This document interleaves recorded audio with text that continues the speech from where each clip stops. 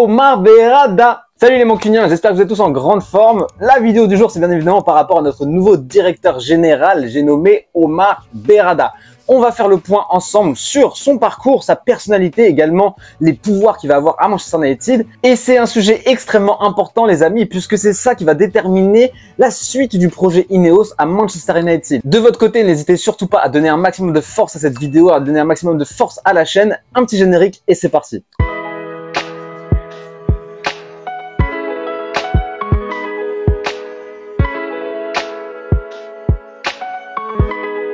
Dans un premier temps, on va revenir sur la grande annonce, la nomination de Omar Berrada en tant que nouveau CEO de Manchester United. Qu'est-ce que ça veut dire? Ça veut dire qu'il remplace Richard Arnold. Donc l'intérim est terminé à ce poste-là à Manchester United. C'est un homme qui a été nommé donc par Ineos et également appuyé par les Glazers. Donc c'est vraiment une information d'extrême importance. Le mot d'ordre de cette nomination, c'est quoi? C'est remettre le football et la performance sur le terrain au milieu du projet. Alors j'ai envie de vous dire pourquoi ça n'était pas le cas avant, mais bon ça c'est un autre débat et c'est peut-être vraiment une annonce qui est révélatrice de ce qui n'allait pas avant, c'est-à-dire que le foot et la performance sur le terrain n'étaient peut-être pas assez fondamentales dans la direction de la politique du club en général. Également, qu'est-ce qu'on peut dire sur l'annonce au niveau de ses pouvoirs? Il aura la direction exécutive des affaires sportives du club, des affaires footballistiques du club et également des affaires commerciales. Donc c'est un rôle vraiment pivot, c'est un rôle charnière et également il aura une place au conseil d'administration avec avis consultatif pour les propriétaires. Donc c'est juste gigantesque, c'est finalement l'homme qui va vraiment diriger ce nouveau projet Ineos et grosso modo le renouveau du club si tout se passe bien les amis. Mais là-dessus, on va surtout s'intéresser à la personnalité, au parcours de Omar Berrada. Qui est-il? D'où vient-il? Qu'a-t-il fait? Alors Omar Berrada, c'est bien évidemment le point majeur, le point marquant, c'est que il vient du rival Manchester City. Il était directeur des opérations footballistiques à Manchester City depuis 2016. Alors, on va revoir un petit peu ensemble son parcours à Manchester City parce que c'est pas tout à fait linéaire. En tout cas, son dernier poste occupé dans le groupe City, c'était un rôle de directeur des opérations footballistiques, ce qui n'est pas rien quand on sait que le groupe City Football, c'est quand même 11 clubs répartis sur l'ensemble des continents. Donc c'est gigantesque. Il y a Manchester City, New York City Football Club, Girona qui est actuellement dans les premiers rôles de Liga. Ce poste-là, il l'occupait depuis 2020 et depuis 2016, il était directeur des opérations footballistiques à Manchester City uniquement. Donc grosso modo, ça fait depuis 8 ans, depuis 2016, qu'il dirigeait, qu'il était vraiment, on va dire, le cerveau de la direction sportive de Manchester City et du groupe City dans son ensemble. Donc c'est vraiment quelqu'un, c'est vraiment une énorme pointure dans le milieu et c'est une signature élite. C'est vraiment une signature élite pour Manchester United. Quand on voit le CV, quand on voit le pédigré de Omar Berrada dans le monde du football, purée, c'est pas rien, c'est pas rien. Alors avant ça, je vous parlais de Manchester City, il avait eu un parcours qui a évolué quand même, sachant que lui, il est arrivé à Manchester City en 2011. 2011, c'est vraiment là où on va dire que la progression, l'ascension du Manchester United qu'on connaît aujourd'hui dans sa vertu hégémonique a commencé.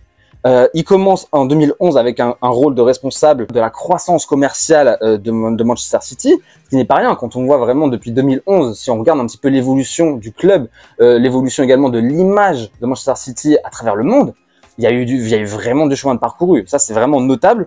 Ensuite, il est passé par un rôle de responsable du sponsoring et également par un rôle de directeur commercial du groupe. Voilà. Donc, quand on voit de toute façon la situation de Manchester City, quand on regarde un petit peu également ses performances économiques, ses performances marketing, commerciales, on voit qu'il y a eu un essor gigantesque sur les années de la période Berrada à Manchester City. Donc, c'est que le mec a bien bossé. Ça, c'est tout ce qu'on peut voir, en tout cas de l'extérieur, comme ça. C'était quelque chose qu'on savait déjà avant qu'il signe chez nous.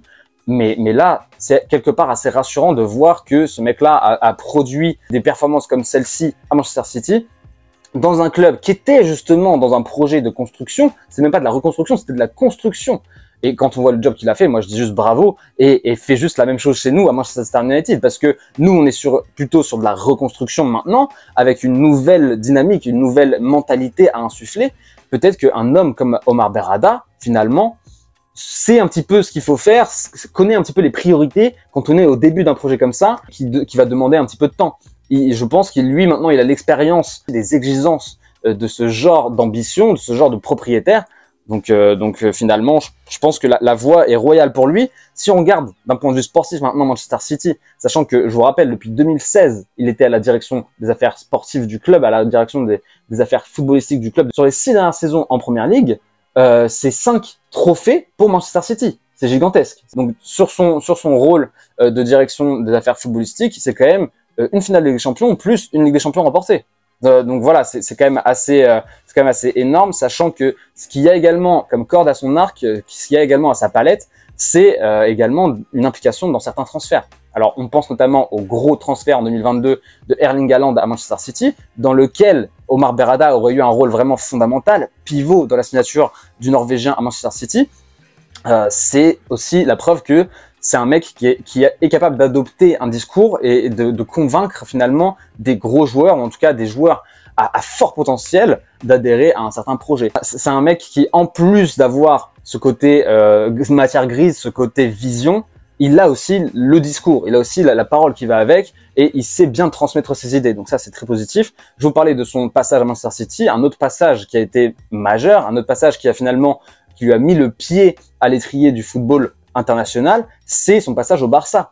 Avant d'arriver à Manchester City, c'est un mec qui était responsable du développement du sponsoring, responsable marketing, grosso modo, du Barça de 2004 à 2011.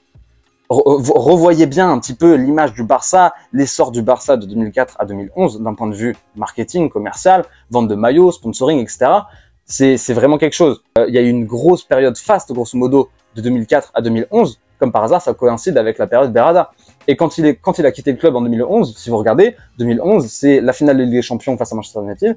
Et suite à ça, le Barça n'a plus été aussi hégémonique. Donc, voilà pour ce qui est du CV de l'homme, pour ce qui est un petit peu du pédigré de Monsieur Berrada. Maintenant, qu'est-ce qu'on peut dire de sa personnalité? Alors, si on prend déjà rien que ce move, rien que cette signature, passer de Manchester City à Manchester United, on voit que c'est vraiment un move très audacieux, très audacieux. Donc, c'est aussi la preuve d'un homme de défi, un homme de challenge. Si vous regardez tout à l'heure, je vous parlais de l'hégémonie de Manchester City actuellement, on va dire de la période 2023, 2024, 2022.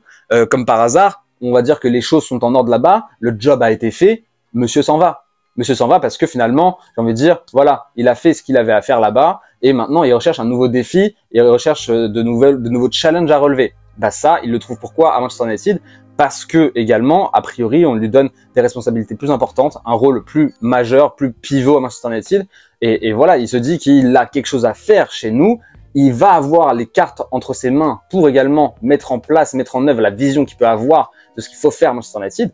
Très bien, et c'est pour ça qu'il démissionne aujourd'hui de Manchester City. Et juste avant, je vous parlais de la recherche de défis, de ce besoin vraiment de relever des nouveaux challenges. Ça se constate aussi au Barça. Si vous regardez, quand il quitte le Barça, comme par hasard, le Barça se porte extrêmement bien. C'est une image, c'est une marque à l'international qui se vend formidablement bien. Il se dit, ok, c'est pareil, le job il est fait. En plus de ça, d'un point de vue sportif, ça tournait extrêmement bien. Il lui fallait un nouveau challenge. Ce nouveau challenge, c'était Manchester City à l'époque. Donc ça, c'est ce que nous, on peut déduire déjà de cette signature, de ce changement, de ce bouleversement. Ensuite, lui-même dit que, de manière générale, il n'a pas peur de faire des choix forts, de faire des grosses décisions, d'être audacieux. Ça, on n'en doute pas. On n'en doute pas. Et surtout, quand on s'inscrit dans un contexte Manchester United où il vient d'y avoir un rachat partiel du club avec une nouvelle direction sportive, des nouvelles cartes à distribuer, on se dit que justement, c'est parfait pour un club comme ça, où en plus de ça, il y a des contextes extrasportifs à gérer. D'un point de vue sportif aussi, il y a beaucoup de choix forts, de décisions fortes à prendre dès cet été. Donc la méthode Berrada, on pourrait déjà en voir quelques étincelles cet été, les amis. Attention, il peut y avoir des gros départs, il peut y avoir des grosses arrivées. Ça va être très intéressant, beaucoup d'excitation. Dites-moi, vous, en commentaire, ce que vous pensez de cette signature, de cette nomination surtout. Est-ce que vous êtes satisfait, pas satisfait? Est-ce que vous êtes inquiet, pas inquiet? Dites-moi tout ça en commentaire. Si vous avez des informations également à ajouter, n'hésitez pas à les ajouter en commentaire. Je vais terminer la vidéo par un petit parallèle avec Jean-Claude Blanc, puisqu'on sait que Jean-Claude Blanc, dans les vidéos précédentes que je remets également ici, par rapport à la restructuration de la direction de Manchester United, il avait été pressenti un bon moment comme justement directeur général, CEO. Finalement, on voit que c'est Berrada qui a annoncé CEO de Manchester United. Qu'est-ce que ça veut dire par rapport à Jean-Claude Blanc? Jean-Claude Blanc garde quand même un rôle avec Ineos. On sait que de toute façon, il squatte Old Trafford depuis maintenant plusieurs semaines. C'est pas pour rien. Il est tout le temps avec Dave Brailsford et avec également Jim Ratcliffe. C'est parce que en fait, il va avoir lui a priori ce rôle de CEO comment dire, de Ineos Sport. Donc c'est pas Manchester United purement, mais il va avoir un rôle malgré tout de près ou de loin avec la stratégie sportive de Manchester United. Au niveau de la direction de Manchester United purement, à l'échelle du club, ce qu'on voit se dessiner comme organisation, c'est Berrada en tant que CEO. On devrait avoir également Ashworth, si tout se passe bien, c'est vraiment toujours la cible numéro 1 pour le poste de directeur du football qui pourrait arriver prochainement. On va voir, tout ça va se passer dans les prochaines semaines, prochains mois.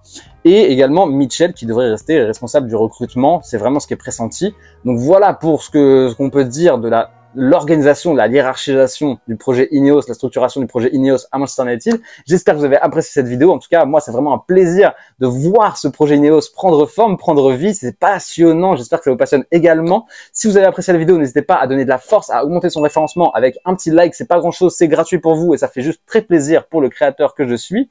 On se retrouvera pour de prochaines vidéos très bientôt. D'ici là, je vous souhaite une excellente soirée, les amis, un très bon début de semaine. Et le plus important, c'est bien évidemment que vous preniez bien soin de vous, prenez bien soin de vos proches et à très très vite, les amis. Ciao, ciao.